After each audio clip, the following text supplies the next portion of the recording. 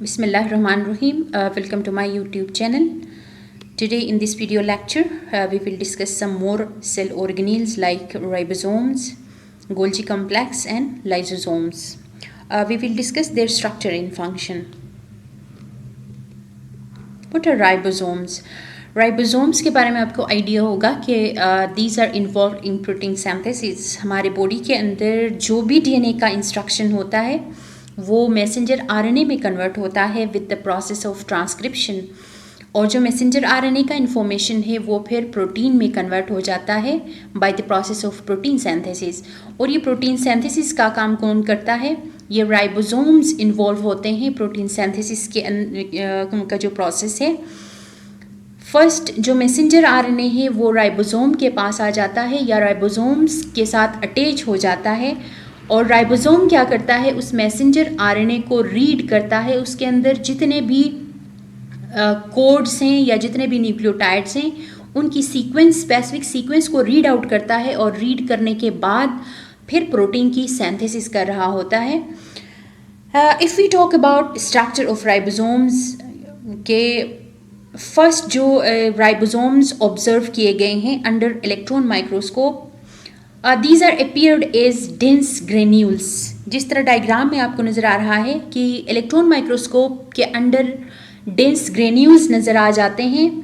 these are actually rough spherical granular and non membranous bodies। that means कि इनमें इनके surrounding में कोई मेम्ब्रेन नहीं होती, और ये रफली स्फेरिकल, किसी हद तक आपको ये स्फेरिकल नज़र आ रहे हैं। And these are granular non membranous जो बॉडीज़ हैं ये पाए जाते हैं।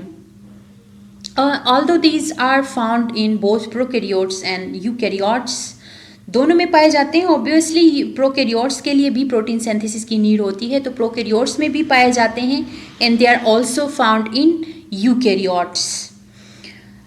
However, eukaryotic ribosomes are larger than prokaryotic ribosomes, और कहते हैं कि जो प्रोकैरियोटिक राइबोसोम्स होते हैं दे आर 70S, और जबकि eukaryotic ribosomes they are 80S कहा जाता है।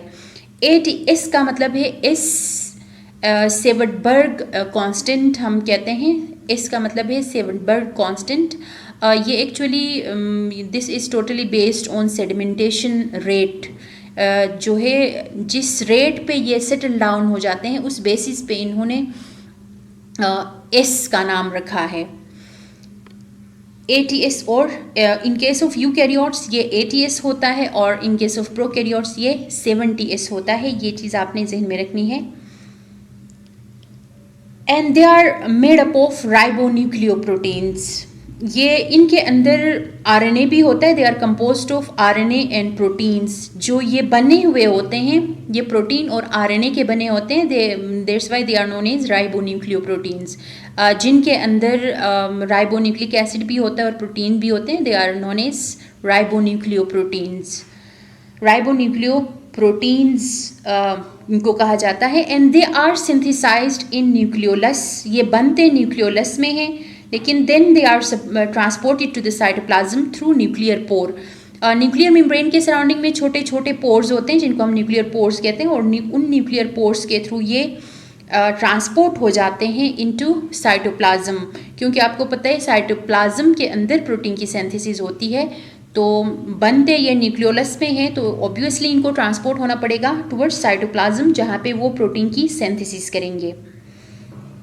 In case of eukaryotes, they are found as attached with rough endoplasmic reticulum.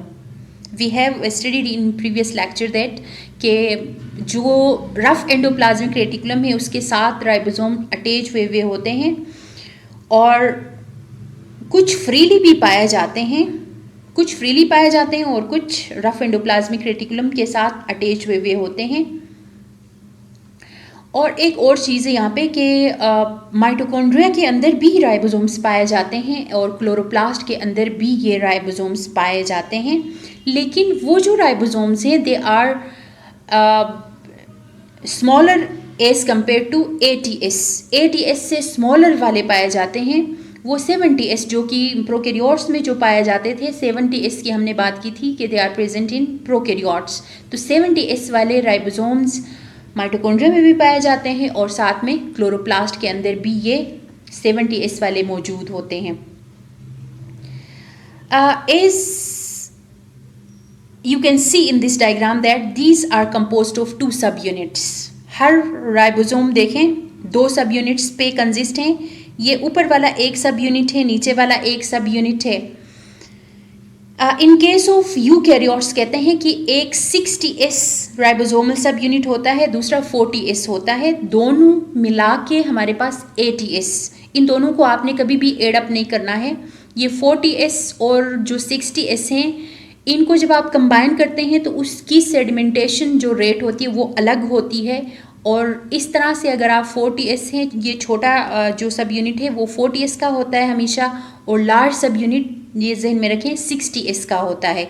ये दोनों कंबाइन हो जाते हैं और जो फाइनल हमारे पास ये जो सब यूनिट बनता है ये सब यूनिट 80S का होता है। 80S का मतलब ये है कि इसको अगर आप सेटल डाउन करते हैं तो इसकी जो सेडिमेंटेशन रेट है वो 80 है। एस का मतलब सेवनबर्ग कांस्टेंट है। इसी हिसाब से जिस रेट से ये सेटल डाउन हो जाते हैं उस रेट के हिसाब से इन्होंने इसका एस का नाम रखा है। And this is complete functional ribosome. जब भी सेल के अंदर प्रोटीन सिंथेसिस का काम हो रहा होता है या सेल को नीड होती है प्रोटीन सिंथेसिस की, तब जाके ये 2 सब यूनिट्स एक दूसरे के साथ कंबाइन हो जाते हैं। उससे पहले ये डिटेच्ड फॉर्म में होते हैं। 40S अलग होता है और फिर आपके पास जो 60S है वो अलग यहाँ पे मौजूद होता है। जब सेल के अंदर फंक्शन की नीड होती है या प्रोटीन सिंथेसिस की नीड होती है तो ये 2 सब यूनिट्स एक दूसरे के साथ कंबाइन हो जाते हैं। और ये कब कंबाइन होते हैं ये डिपेंड करता है कि presence of magnesium ion concentration. इन दोनों की जो कंबाइनिंग का जो प्रोसेस है that depends on magnesium ion concentration. Body के अंदर मैग्नीशियम आयन की कंसेंट्रेशन के ऊपर भी ये डिपेंड करता है। और उसके साथ साथ या फिर जो आरएनए का, इसके अंदर का जो आरएनए, अभी हमने बात की कि इसके अंदर जो है वो आरएनए और प्रोटीन्स होते हैं या ये आरएनए और प्रोटीन से बना हुआ है। तो इसके अंदर जो आरएनए मौजूद है उस आरएनए का फॉस्फेट ग्रुप अगर प्रोटीन के अंदर जो अमाइनो एसिड्स हैं उनके अंदर अमाइनो ग्रुप्स होते हैं अमाइनो एसिड्स के अंदर, तो अमाइनो ग्रुप अगर कंबाइन हो जाता है फॉस्फेट ग्रुप ऑफ आरएनए के साथ तो तब भी जाके ये एक दूसरे के साथ कंबाइन हो जाते हैं।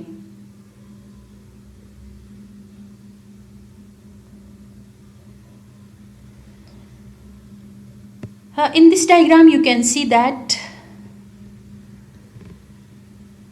कुछ केसेस में एक ही मैसेंजर आरएनए के साथ बहुत सारे राइबोसोम्स आके अटैच हो जाते हैं and they are known as polysomes और पॉलीराइबोसोम्स।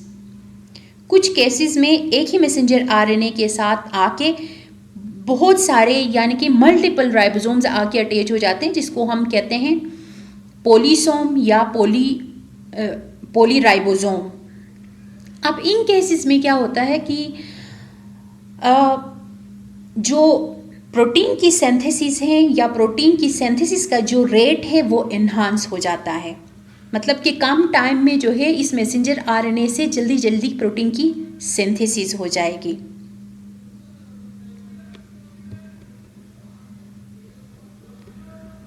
And then we have Golgi complex. Golgi complex obviously it is found in eukaryotic cell. Eukaryotic cells में ये पाया जाता है and it is discovered by Camillo Golgi in 1898। 1898 में Camillo Golgi ने first time इसको discover किया है। Again these consist of stack of flattened membrane bounded sacs called cisterna. These are cisterna। ये देखें फोल्डिंग्स है यहाँ पे। जिस तरह से स्टेक्स हैं या किसी मेम्ब्रेन को आप फोल्ड करके जिस तरह एक थैला बनाते हैं, किसी चीज़ को अगर आप फोल्ड करते हैं या किसी मेम्ब्रेन को जब आप फोल्ड करेंगे तो वो एक थैला नुमा स्ट्रक्चर बन जाता है।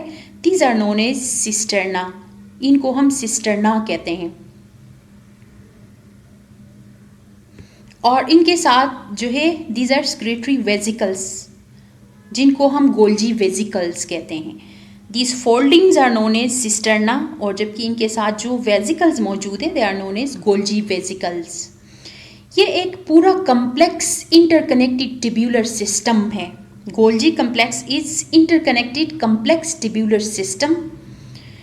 यहाँ से यहाँ तक ये फैला हुआ है, देखें, दिस इज सिस फेज और इसको हम ट्रांस फेज कहते हैं।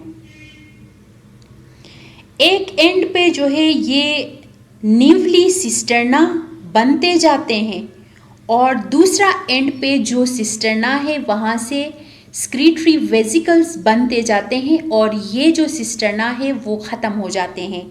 सिस्टर्ना से वेजिकल्स बनते हैं और सिस्टर्ना ख़त्म हो जाते हैं।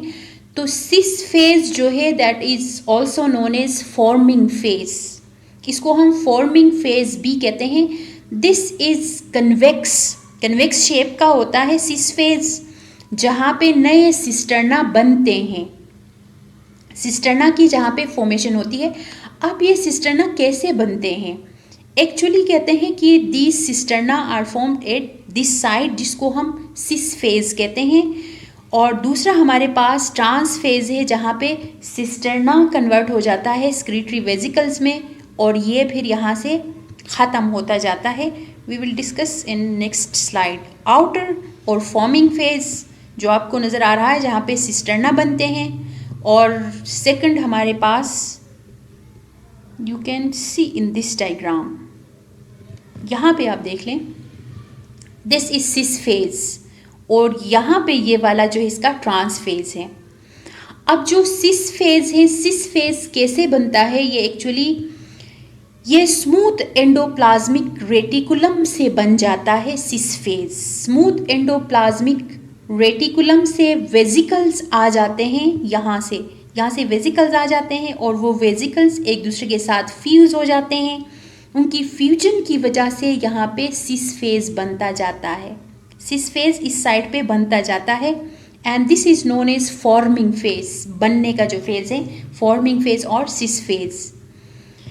और इसका जो ऑपोजिट साइड है जहाँ पे मेच्योरिंग फेज है, यहाँ पे इस सिस्टर्ना से वेजिकल्स बन जाते हैं, छोटे छोटे सर्कुलर स्ट्रक्चर्स बन जाते हैं, ड्रॉपलेट्स बन जाते हैं जिनको हम वेजिकल्स कहते हैं। इनको हम गोल्जी वेजिकल्स भी कहते हैं। ये इस तरह से वेजिकल्स बनाएगा और ये मेम्ब्रेन जो है वो ग्रेजुअली ख़त्म होता जाता है, ब्रेक डाउन होता जाता है, क्योंकि ये इस मेम्ब्रेन से ही वेजिकल्स बन रहे हैं तो ये फोल्डिंग तो ख़त्म हो जाएगी, जो सिस्टर्ना है वो ख़त्म हो जाएगा और यहाँ पे छोटे छोटे वेजिकल्स बनते जाते हैं दूसरे साइड पे। What are the functions of Golgi complex? जो मेजर फंक्शन है, कहते हैं कि these are involve in processing of cell secretions. जिस तरह अभी हमने देखा कि यहाँ पे वेजिकल्स बन रहे हैं, these vesicles are obviously linked with secretions के साथ ये लिंक्ड होगा। तो ये ऐसे सेल्स में ये एबंडेंटली पाए जाते हैं गोल्जी कॉम्प्लेक्स जो कि सिक्रीशंस स्क्रीट करते हैं। हमारे बॉडी के अंदर ऐसे सेल्स जो सिक्रीशन स्क्रीट करते हैं, उन सेल्स में ये गोल्जी कॉम्प्लेक्स एबंडेंटली पाया जाता है, ज़्यादा पाया जाता है। एंड सेकंड जो मेजर फंक्शन इसका होता है कि यहाँ पे रफ एंडोप्लाज्मिक रेटिकुलम में प्रोटीन्स की सिंथेसिस होती है। As previously we have discuss that rough endoplasmic reticulum के ऊपर यहाँ पे आपको डॉट्स नज़र आ रहे हैं, these are actually ribosomes. Ribosomes rough endoplasmic reticulum के सरफेस पे बैठ के प्रोटीन्स बना रहे हैं। तो वो प्रोटीन्स जो है वो कौन प्रोसेसिंग करता है? यही गोल्जी कॉम्प्लेक्स उन प्रोटीन्स की प्रोसेसिंग करता है और उनको पैक करेगा वेजिकल्स में पैक करके जहाँ पे भी भेजना है वहाँ पे इन वेजिकल्स के थ्रू, देखें ये प्लाज्मा इसका जो मेम्ब्रेन है, प्लाज्मा मेम्ब्रेन, इसके करीब ये वेजिकल्स आए हैं और ये प्लाज्मा मेम्ब्रेन के साथ फ्यूज़ हो जाएंगे। फ्यूज़ होने के बाद ये फिर प्रोटीन यहाँ से ट्रांसपोर्ट हो जाएगा towards target cell.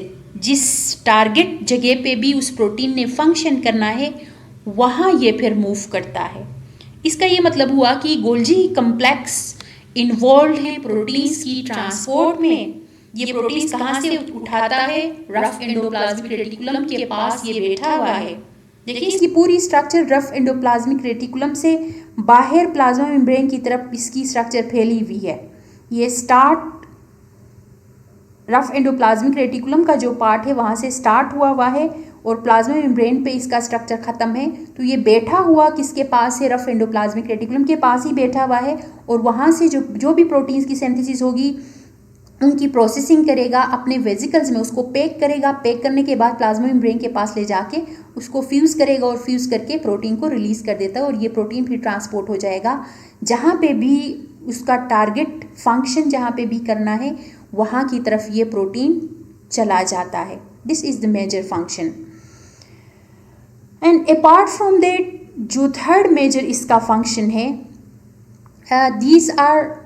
this Golgi complex is also involved in production of some organelles like lysosomes भी बनाता है, ये खुद lysosomes को भी बनाता है, peroxisomes भी इससे बनते हैं।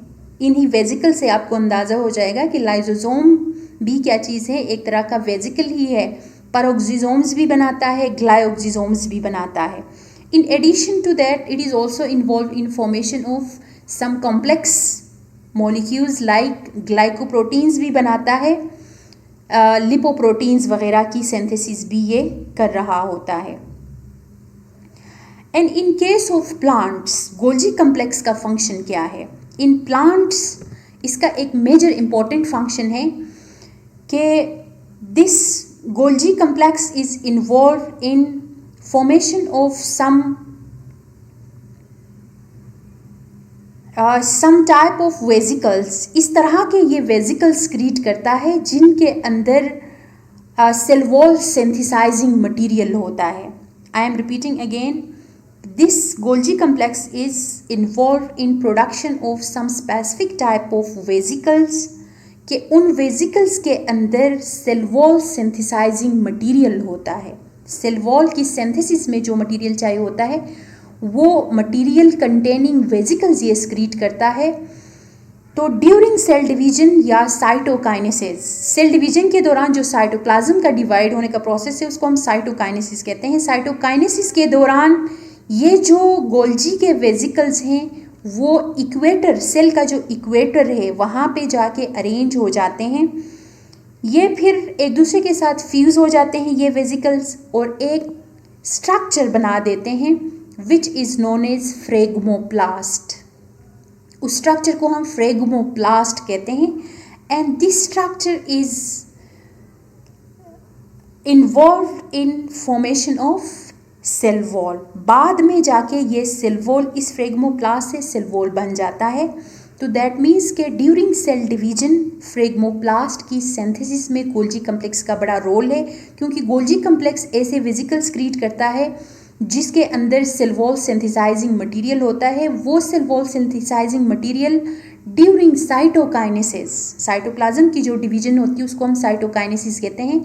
साइटोकाइनेसिस के दौरान वो चला जाता है सेल के दरमियान वाले हिस्से की तरफ, क्योंकि सेल को इक्वेटर से दो हिस्सों में डिवाइड करना होता है। सेंटर में जाके वो वेजिकल्स जाके डिपॉजिट होने शुरू हो जाते हैं और उसके बाद वो एक स्ट्रक्चर बनाते हैं जिसको हम फ्रेगमोप्लास्ट कहते हैं और फिर सेल डिवाइड हो जाता है और वो जो फ्रेगमोप्लास्ट जो बना था वो बाद में सेल वॉल के अंदर कन्वर्ट हो जाता है। Thank you so much for watching my video.